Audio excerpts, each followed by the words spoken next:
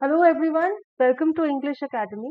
आज के वीडियो में हम कम्युनिकेटिव इंग्लिश क्लास 10th का चैप्टर 6 डिस्कस करेंगे, virtually true, written by Paul Stewart. Now first of all let us discuss the title virtually true. What is virtual? Virtual means something जो reality में exist नहीं करती, या तो वो mirror images हो सकती हैं या फिर सॉफ्टवेयर द्वारा डेवलप जो इंटरनेट पे मटेरियल है उसे हम वर्चुअल कहते हैं। और पूरा इंटरनेट का जो वर्ल्ड है वो एक वर्चुअल वर्ल्ड है बिकॉज वो रियलिटी में एग्जिस्ट नहीं करता। Now here he says virtually true means एक ऐसी चीज जो वर्चुअल थी, नॉट रियल थी, लेकिन दो बच्चे हैं उनके लिए वो रियलिटी बन जाती है, ट्रू बन जाती है जब एक बच्चा, उसके जो दिमाग है वो वर्चुअल वर्ल्ड में एक गेम में ट्रैप हो जाता है। तो यहाँ पे हम देखेंगे कि किस तरह से दूसरे बच्चे की मदद से वो अपनी मेमोरी को रिलीज करवा पाता है वर्चुअल वर्ल्ड से और वापस से रियलिटी में वो जिंदा हो जाता है। तो चलिए इस इंटरेस्टिंग सी स्टोरी को पढ़ते हैं और समझते हैं।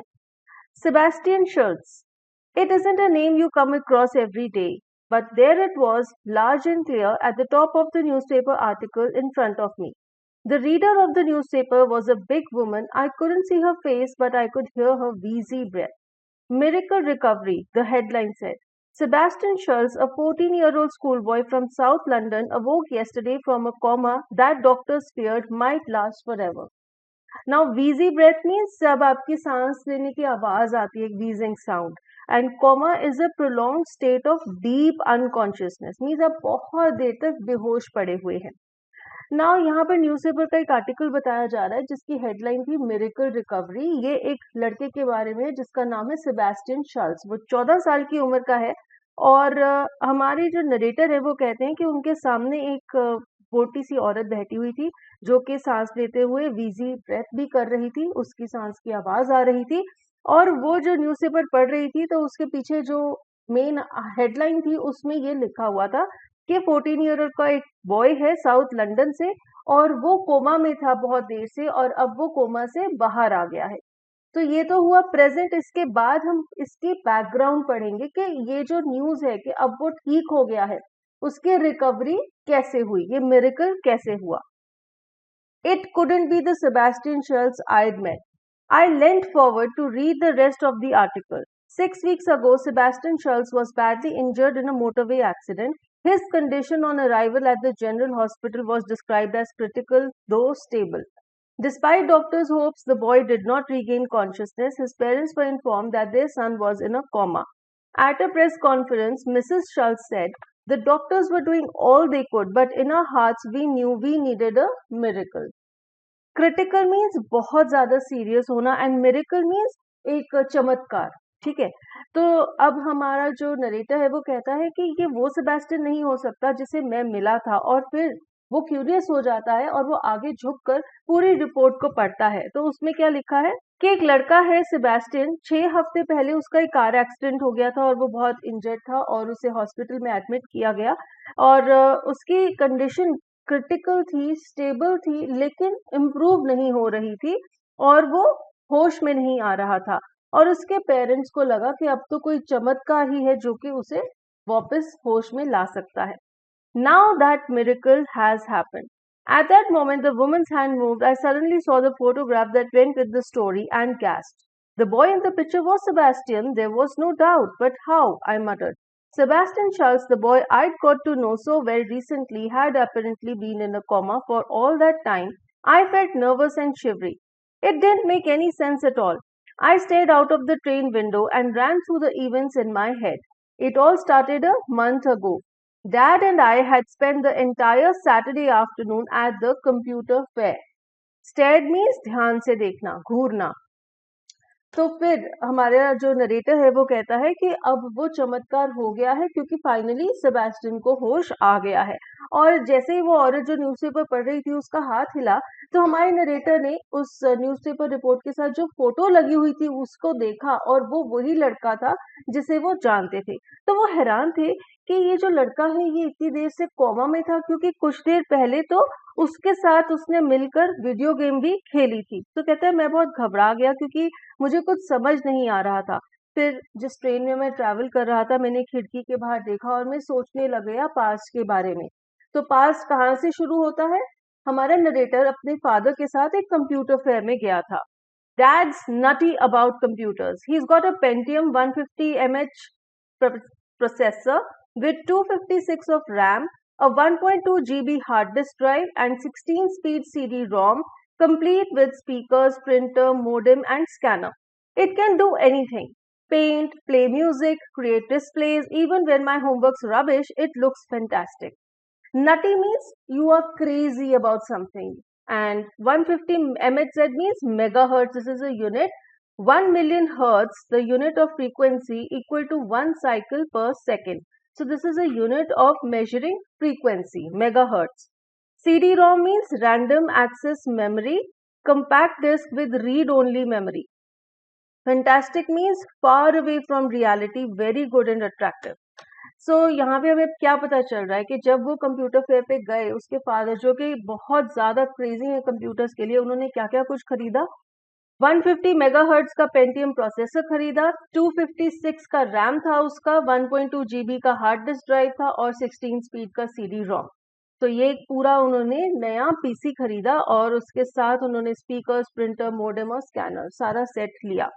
तो कहते हैं कि उससे कुछ भी किया जा सकता है, पेंट कर सकते हैं, म्यूजिक चला सकते हैं, डिस्प्लेस क्रिएट कर सकते हैं. और वो कहता है जब मेरा होमवर्क भी रबिश होता है, मीन्स जब मुझे अपना होमवर्क करना अच्छा नहीं लगता, तो मुझे ये पीसी पर कुछ भी ऐसे अलग अलग हॉबीज करना बहुत अच्छा लगता है.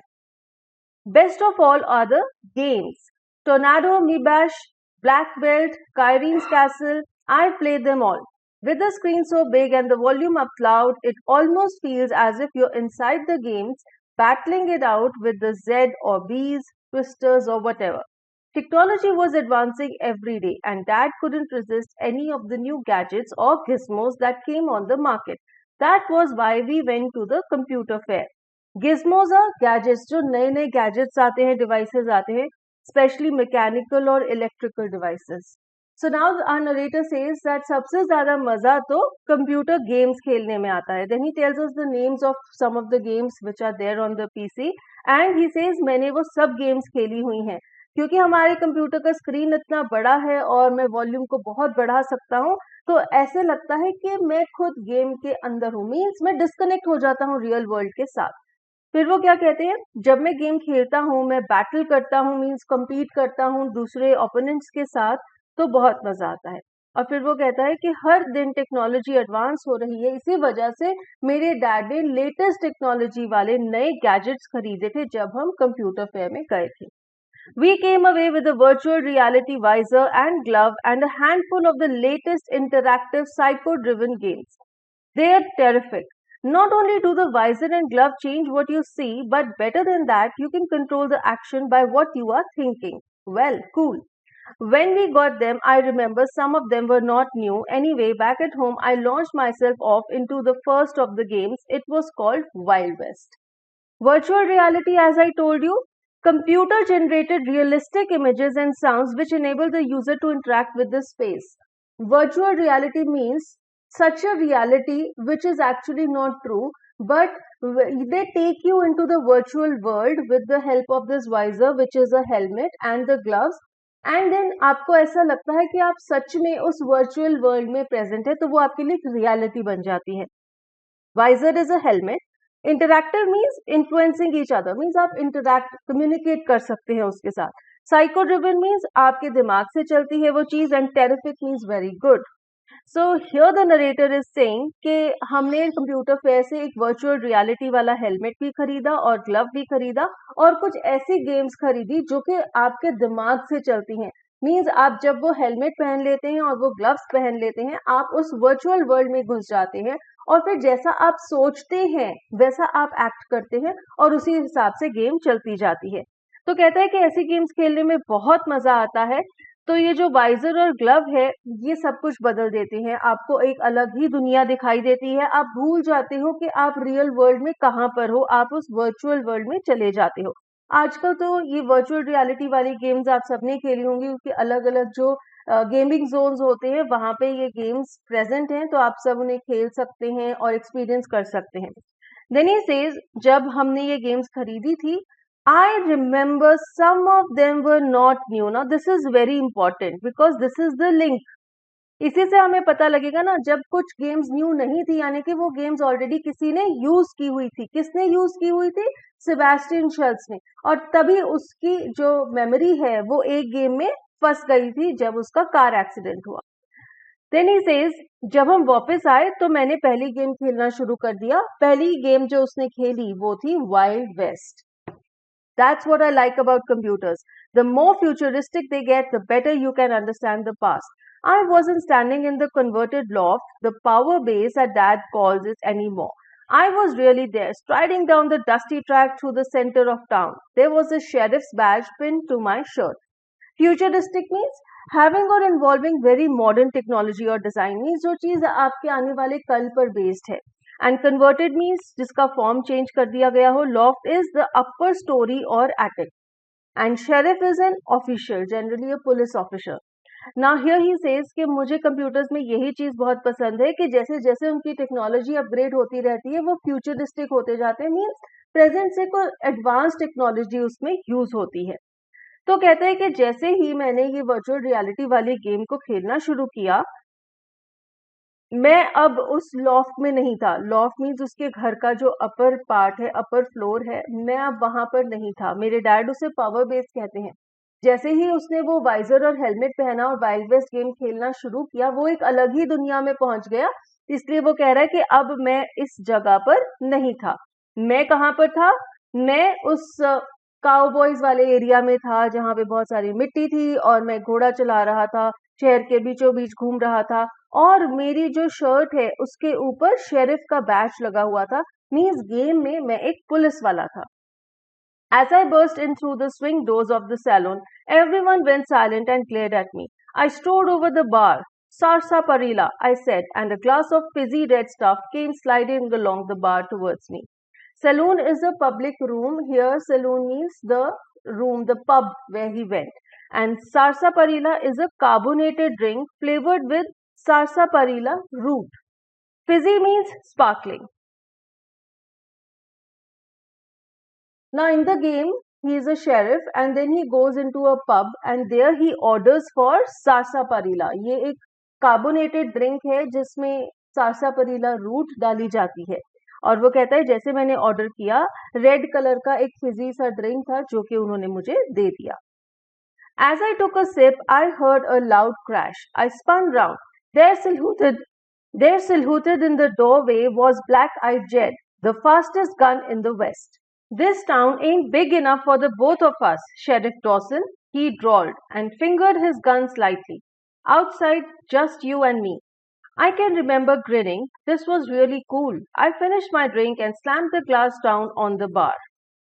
Now here spun means turn, घूम जाना. Silhouetted means cast or show something or something as a dark shape and outline against a brighter background. अब यहाँ पे आप देख रहे हैं ये जो इमेज है ना, इसके जो एजेस हैं, अगर आपको सिर्फ एजेस दिखाई दिए जाएं तो वो होता है silhouette. Drawled means speak in a slow, lazy way with prolonged vowel sounds. जैसे बोलना drawled, ठीक है ना, इस तरह से prolong करके बोलना.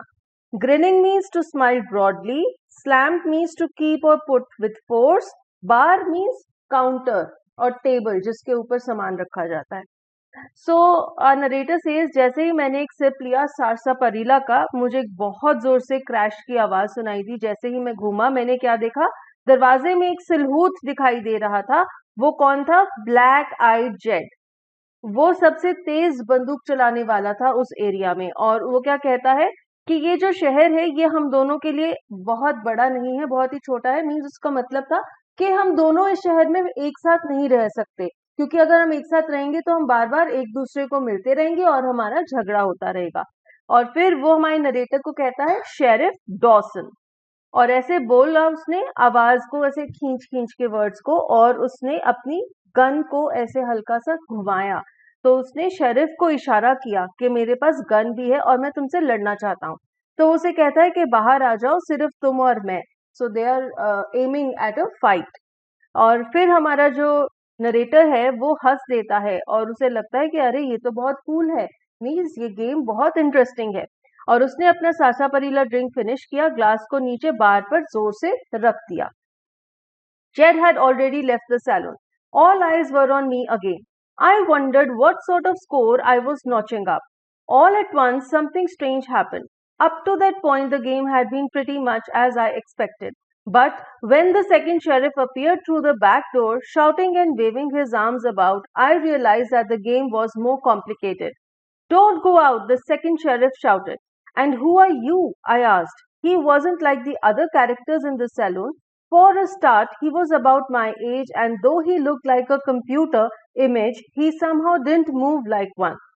Notching means achieving, means आप धीरे धीरे बढ़ते जा रहे हैं, आप सीढ़ी को चढ़ते जा रहे हैं, तो आप अलग अलग जो लेवल्स हैं उन्हें हासिल कर रहे हैं. Complicated means tough. Characters are the persons in the game. अब इतना बोल के ब्लैक आइड जेड तो वहां से बाहर चला जाता है और सब लोग जो पब में बैठे हैं वो हमारे नरेटर को देखने लग जाते हैं और फिर उसे लगता है I wondered what sort of score I was notching up. Means पता नहीं मैं कैसे परफॉर्म कर रहा हूँ गेम में, मेरा क्या स्कोर है. फिर वो कहता है अचानक से कुछ अजीब हो गया.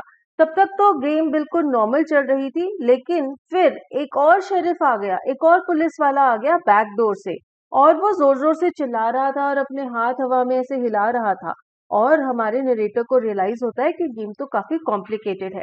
तो सेकंड शेरिफ हमारे नरेटर को कहता है कि बाहर मत जाना. तो नरेटर पूछता है तुम कौन हो, और नरेटर को लगता है कि ये जो सेकंड शेरिफ है ये सैलून में बैठे बाकी कैरेक्टर्स से अलग है.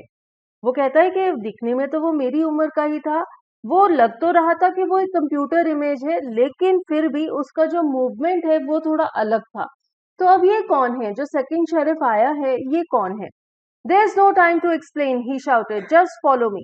I did what I was told. We raced down a corridor and through a door. We ran past some men and out through another door. Come on, shouted the other sheriff.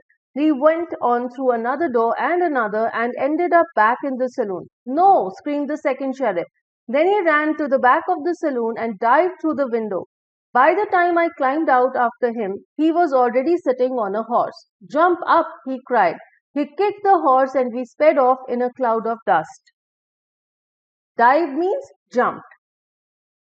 तो ये जो second sheriff है ये हमारे narrator को कहता है कि एक्सप्लेन करने का कोई टाइम नहीं है, मेरे पीछे आओ.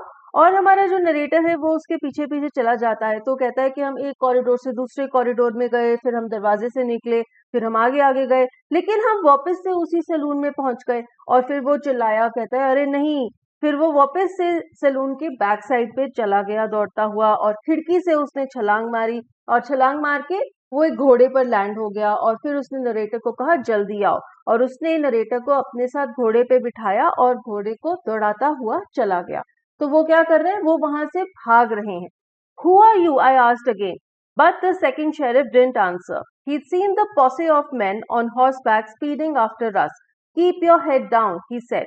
At that moment, the sound of a gunshot echoed round the air. The second sheriff groaned and slumped back against me. Ahead of me, in bright neon lights, came a message, game over.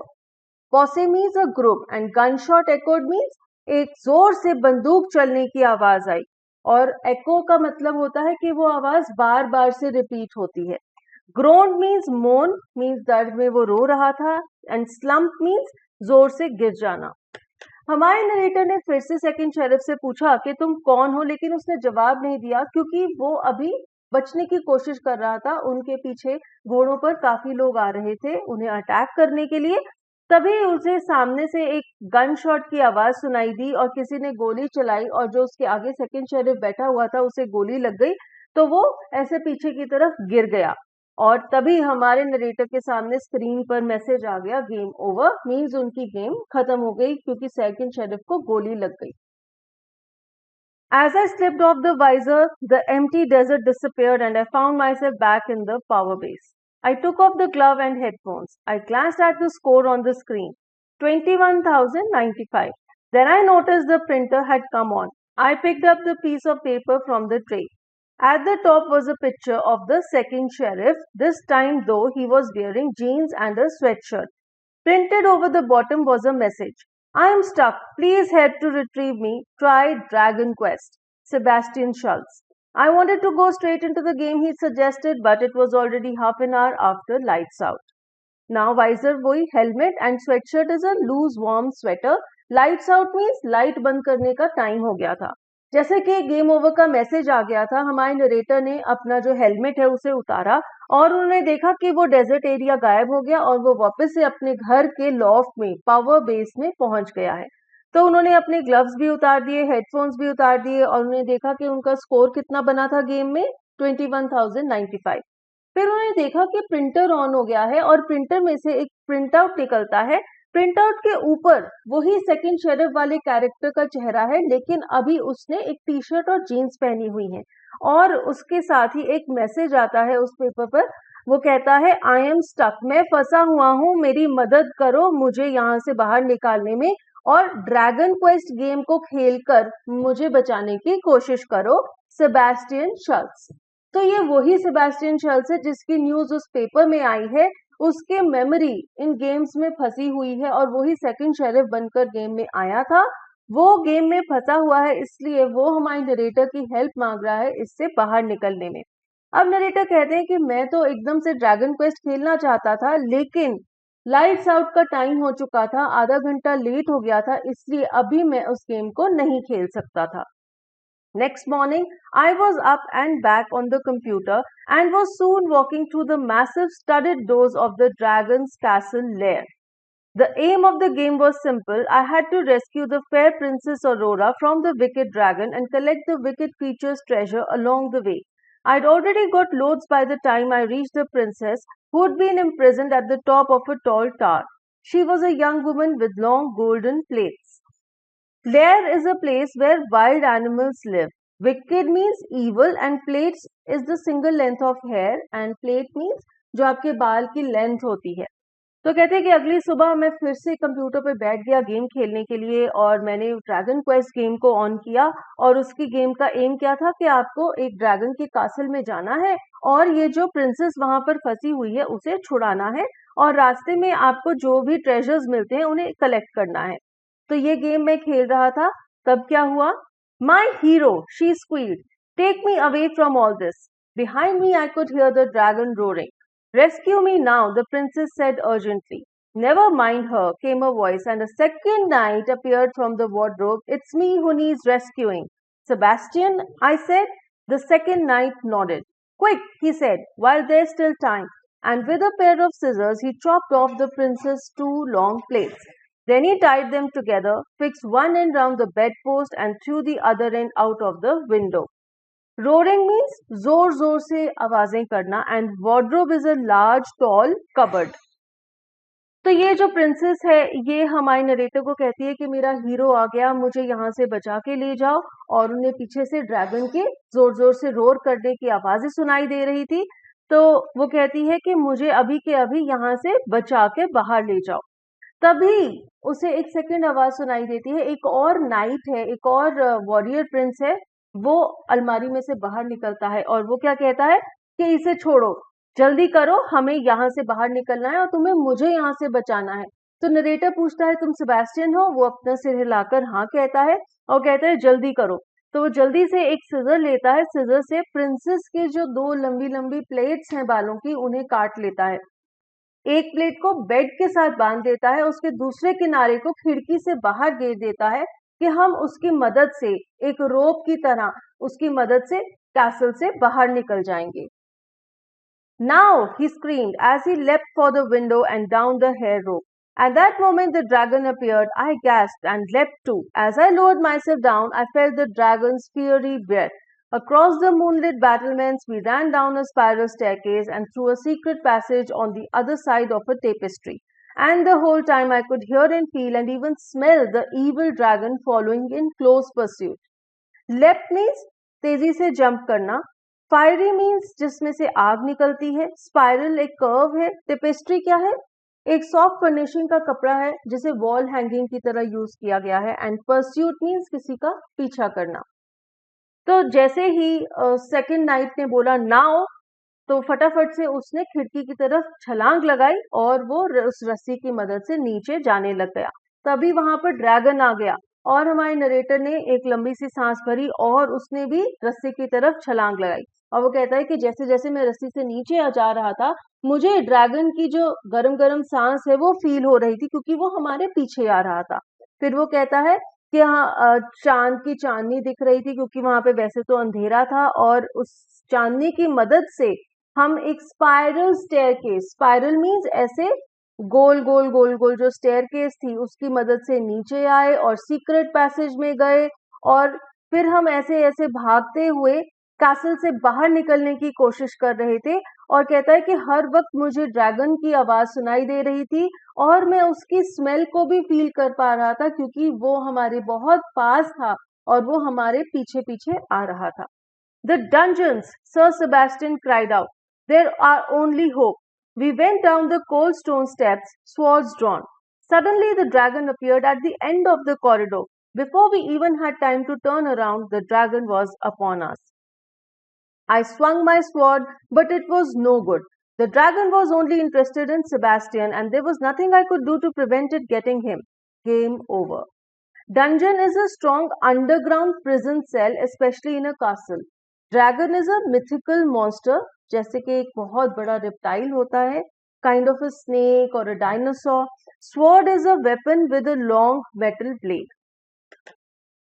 अब Sebastian ने कहा कि जो underground prison है, चलो वहां पर चलते हैं, वहीं से हम ड्रैगन से बच सकते हैं। और वो कहता है कि जैसे जैसे हम उसके ठंडे ठंडे पत्थर की बनी हुई सीढ़ियों से नीचे जा रहे थे, हमारे हाथ में हमारी तलवारें थी ताकि हम ड्रैगन को मार सके। अचानक से ड्रैगन कॉरिडोर के दूसरे किनारे पर खड़ा हुआ था। अभी हमारे पास मुड़ने के लिए भी टाइम नहीं था कि ड्रैगन ने हम तक पहुंच गया और उसने हमें वहां पर रोक दिया। मैंने अपनी तलवार भी यूज की उसे मारने के लिए, लेकिन कोई फायदा नहीं हुआ, क्योंकि ड्रैगन सिर्फ सेबेस्टियन को पकड़ना चाहता था और मैं सेबेस्टियन को बचा नहीं सका और उसके साथ ही गेम ओवर हो गई। This time the message in the printer said, "Better luck next time. Please don't give up, Michael. Otherwise I'll have to stay in here forever. Try jailbreak. I think it might just work. Cheers, Seb." Now here we come to know that our narrator's name is Michael. I didn't even bother to read the rules of jailbreak before going in. I knew that my task was to rescue the boy. And sure enough, my cellmate was prisoner 02478 Schultz. "I've got to get out of here," Sebastian sighed. "Are you going to help?" "Of course," I said. "Have you got a plan?" Now rescue means to save someone. Now जब उसका second game भी over हो गया, वो dragon quest में भी Sebastian को rescue नहीं कर पाया, तो प्रिंटर में मैसेज आया कि अगली गेम में ट्राई करो, जेल ब्रेक गेम खेलने की कोशिश करो और तुम इस तरह से हिम्मत मत हारो, नहीं तो मेरी मेमोरी हमेशा के लिए इन गेम्स में ही फंसी रह जाएगी। और फिर हमारे नरेटर ने बिल्कुल भी इंतजार नहीं किया, फटाफट से वो जेल ब्रेक गेम खेलने लग गया।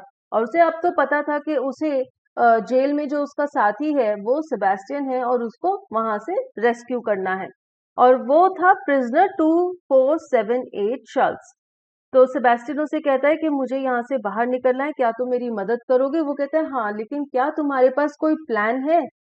Stupid question.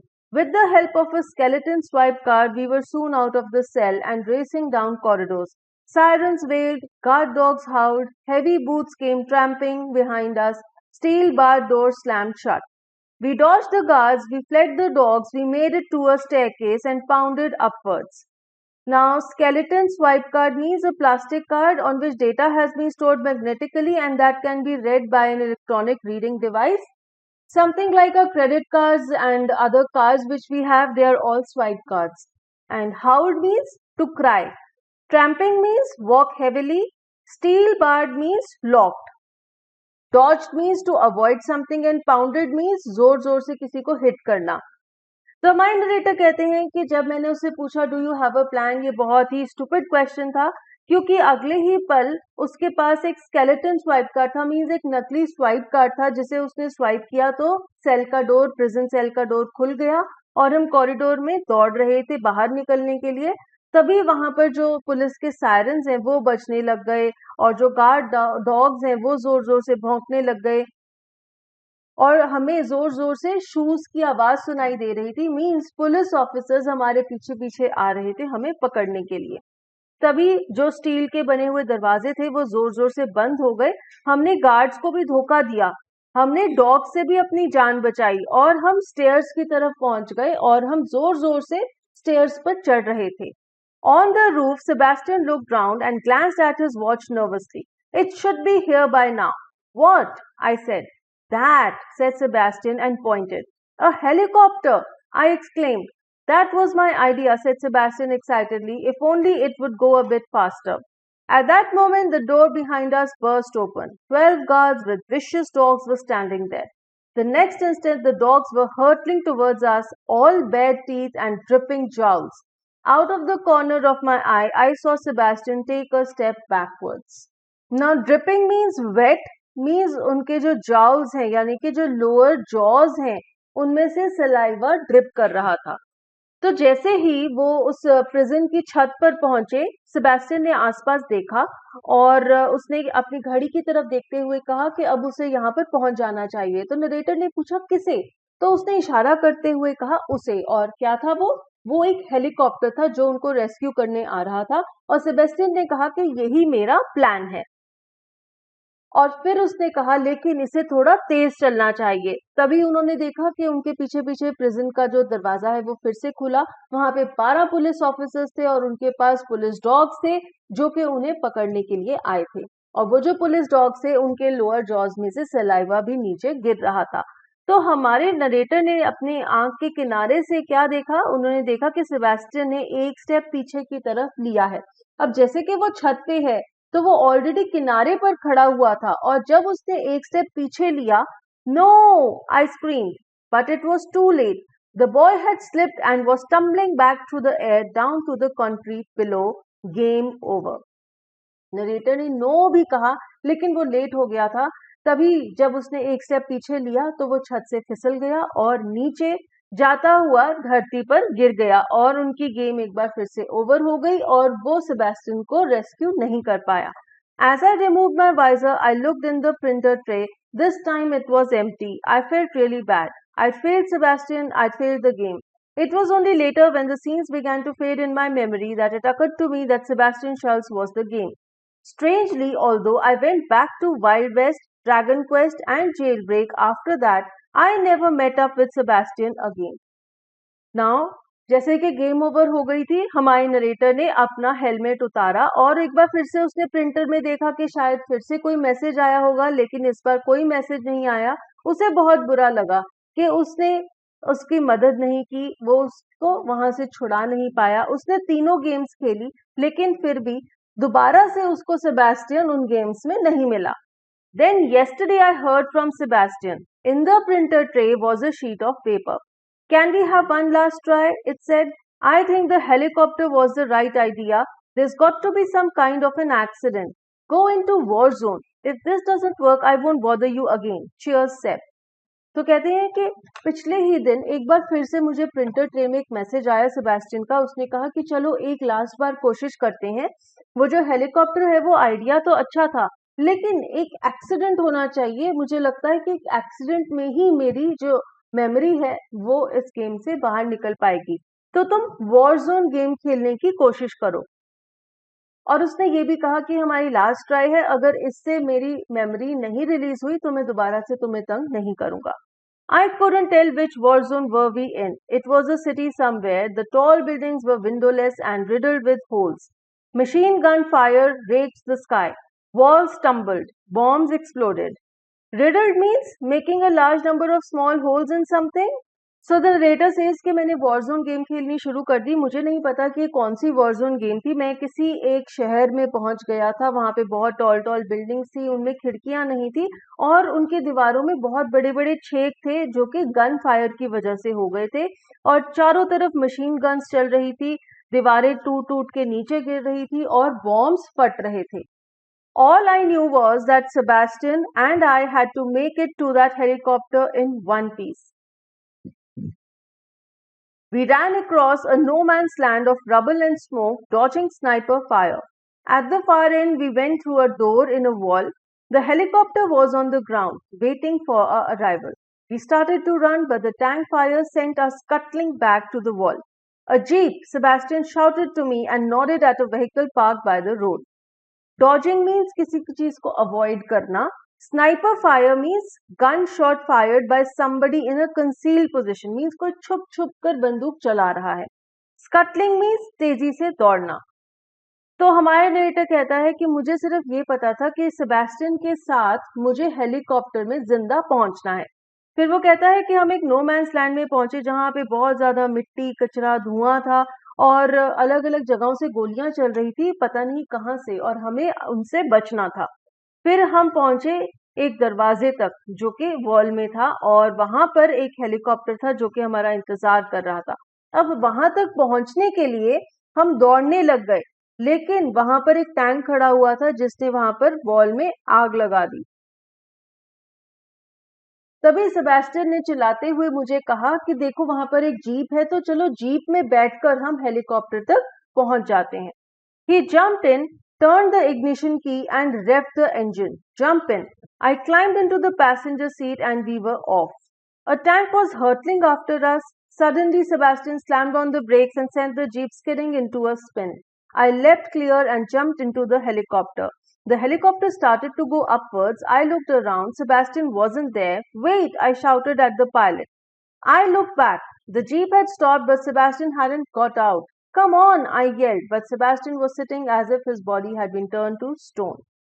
Revved means आप जब एक्सीलरेटर को जोर जोर से दबाते हैं ना तो इंजन रेव होता है, उसमें से आवाज आती है vroom vroom. And skidding means turning too quickly, means आप इतनी तेज टर्न कर रहे हैं ना कि आप स्किड कर जाते हैं, फिसल जाते हैं.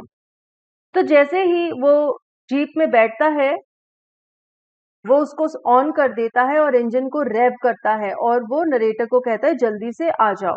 और वो भी जीप में बैठ गया और उसने जीप को चला लिया और उनके पीछे पीछे एक टैंक तेजी से आ रहा था और सेबेस्टियन ने एकदम से जोर से ब्रेक लगाई और उनकी जीप है जो फिसलती हुई गोल गोल घूमी और हमारा नरेटर तो जीप में से बाहर निकल के हेलीकॉप्टर में बैठ गया और हेलीकॉप्टर भी स्टार्ट हो गया और वो ऊपर आसमान में उड़ने लग गया. लेकिन हमारे नरेटर ने देखा कि सेबेस्टियन तो आया ही नहीं है, तो उसने पायलट को रोका और उसने जीप की तरफ देखते हुए सेबेस्टियन को बुलाया जल्दी से आओ. लेकिन सेबेस्टियन तो हिल ही नहीं रहा था और ऐसे लग रहा था कि सेबेस्टियन की बॉडी पत्थर की बन गई है.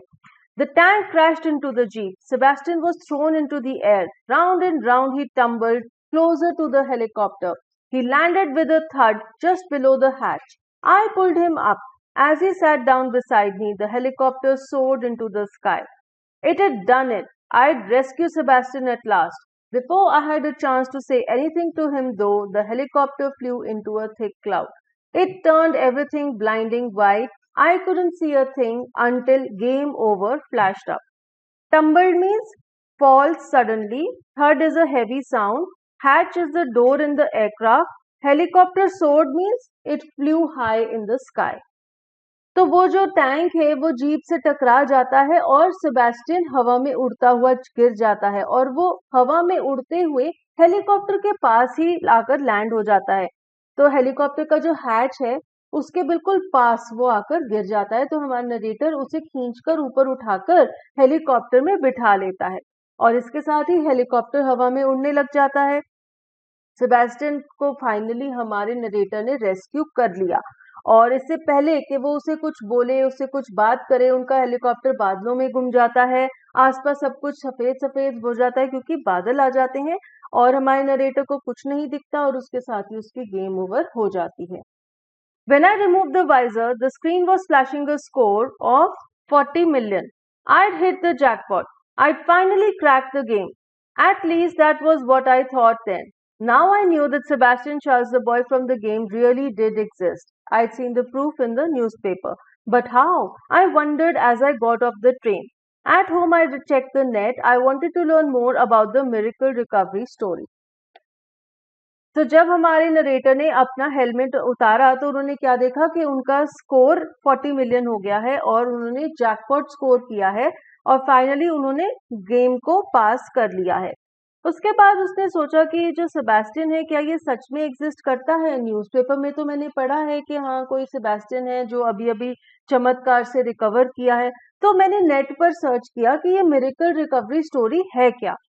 तो वहां पर मुझे पता चला what I was looking for. Apparently, at the time of the accident, Sebastian was using his laptop to play one of the same Psycho Drive games that I have got. My heart pounded furiously. What if, because Sebastian had been plugged into the computer when he banged his head in the accident, the computer had saved his memory in its own? And then, what if the weird versions of the games I had been drawn into had all been attempts to retrieve that memory? After all, Dad always says about the computer's memory, it can never forget, Michael. Nothing ever gets lost. Furiously means very fast and retrieve means वापस लाना. तो कहता है कि finally मुझे पता चल गया और क्या हुआ था सेबेस्टियन के साथ. सेबेस्टियन एक लैपटॉप पर गेम खेल रहा था, साइको ड्राइव गेम, जो कि मैंने कंप्यूटर फेयर से खरीदी. और वो गेम खेलते खेलते वो कार में ट्रैवल कर रहा था और उसकी कार का एक्सीडेंट हो गया. एक्सीडेंट होने की वजह से कंप्यूटर ने सेबेस्टियन की मेमोरी को भी कंप्यूटर की मेमोरी में ही सेव कर लिया. इसी वजह से जब हमारे नरेटर गेम खेल रहे थे तो उसमें एक सेकंड प्लेयर भी था जो कि थोड़ा अजीब था. वो था सेबेस्टियन, जो कि उस गेम में फंसा हुआ था. और फिर वो कहता है कि जब मैंने वो गेम्स खेली तो उसकी मेमोरी रिट्रीव हुई और वापस से वो होश में आ गया. और फिर उसे याद आया कि उसके डैड हमेशा कहते हैं कि जो कंप्यूटर की मेमोरी है वो सब कुछ सेव कर लेती है और उसमें से कभी कुछ भी गुमता नहीं है. But even if it was possible that Sebastian's memory had been stored on disk, how had it ended up on my computer? Scrolling down the article, I found a possible explanation. Answering a reporter's question as if to what the family was going to do next, Mr. Schultz said that they were off to stock up on some games. It was while we were in hospital, someone stole the lot. I don't know what happened to them. I said quietly. They ended up at the computer fair and we bought them. तो अब हमारे narrator के mind में एक और confusion है कि चलो मान लिया सेबेस्टियन की मेमोरी कंप्यूटर गेम में फंस गई, सेव हो गई, लेकिन उसकी मेमोरी नरेटर के कंप्यूटर में कैसे आ गई? तो जब उन्होंने आर्टिकल पढ़ा तो फर्दर उन्हें उसका आंसर भी मिल गया. मिस्टर शल्स यानी कि सेबेस्टियन के डैड ने बताया था कि जब वो हॉस्पिटल में थे तो किसी ने वो गेम्स उनसे चुरा ली और हमारे नरेटर को पता चल गया कि हाँ, वो गेम्स फिर कंप्यूटर फेयर में पहुंच गई बिकने के लिए और उन्होंने वो गेम्स खरीद ली. और जब उन्होंने वो गेम्स अपने कंप्यूटर पे प्ले की तो सेबेस्टियन की जो फंसी हुई मेमोरी है वो वहां पर आ गई और वो हमारी नरेटर माइकल से मदद मांग रही थी वहां से बाहर निकलने में. I left the net and check my email. There was one from Sebastian. With trembling fingers, I clicked in and read the message. Dear Michael, it said, thank you. I'm not sure how it happened, but thanks. You saved my life. Let's meet up soon. Cheers, Seb. P.S. Keep the games, you've earned them. तो हमारे Michael ने internet को बंद किया और अपना email check किया. वहां पे सेबेस्टियन का ईमेल आया हुआ था. अब वो बहुत ज्यादा नर्वस हो रहा था उसे खोलते हुए. उस पे उसका मैसेज था, डियर माइकल, थैंक यू. मुझे नहीं पता ये कैसे हुआ, लेकिन तुमने मेरी जान बचाई. चलो जल्दी ही हम मिलेंगे और तुम इन गेम्स को रख सकते हो क्योंकि you have earn them. Earn them कैसे? तुमने मेरी जान बचाई और इसलिए अब तुम डिजर्व करते हो कि ये गेम्स तुम ही रखो. I shook my head. A real message from the real Sebastian Schultz. We both knew that by reliving the accident, something wonderful had happened. But then again, now that there are two advanced intelligences on Earth, who can say what is and what isn't possible? What I know is this. Everything that I've described is true virtually. So finally, हमारे narrator को एक real message मिला था from the real Sebastian Schulz and this message, this email was in the real world. तो कहता है कि हमें इतना तो पता है कि वो जो एक्सीडेंट हुआ था दोबारा से, उससे एक अच्छी चीज हुई कि सेबेस्टियन उस गेम से बाहर निकल आया और उसकी मेमोरी रिलीज हो गई. और फिर वो कहता है कि अब अर्थ पर दो एडवांस इंटेलिजेंसेस हैं, एक तो ह्यूमन इंटेलिजेंस और एक कंप्यूटर की इंटेलिजेंस, और इससे बहुत कुछ पॉसिबल है, बहुत कुछ हो सकता है. और फाइनली वो कहता है कि जो कुछ भी मैंने इस कहानी में बताया वो सच है वर्चुअली, यानी कि ये कहानी भी वर्चुअल वर्ल्ड की है. तो ये वर्चुअल स्टोरी है, रियल स्टोरी नहीं है, ये एक फिक्शन है. सो इसके साथ ही हमारी ये स्टोरी खत्म होती है. वर्चुअली ट्रू बहुत ही इंटरेस्टिंग साई-फाई बेस्ड फ्यूचरिस्टिक कहानी है और इसमें हमने देखा कि किस तरह से एक बच्चे की मेमोरी एक वर्चुअल रियलिटी वाली गेम में फंस जाती है और किस तरह से दूसरा बच्चा जब वो गेम खेलता है तो एक एक्सीडेंट द्वारा वो उसकी मेमोरी को वापस से बचा लेता है और वो लड़का कोमा से निकलकर होश में आ जाता है। I hope you enjoyed reading the story and now you understood it. अगर कोई डाउट्स है तो आप कमेंट्स में पूछ सकते हैं। And if you like the video, please give us a thumbs up. Share this video with your friends. If you want the lesson notes, important question answers and character sketches, the links are given in the description box below this video. And for more useful videos, subscribe to the channel.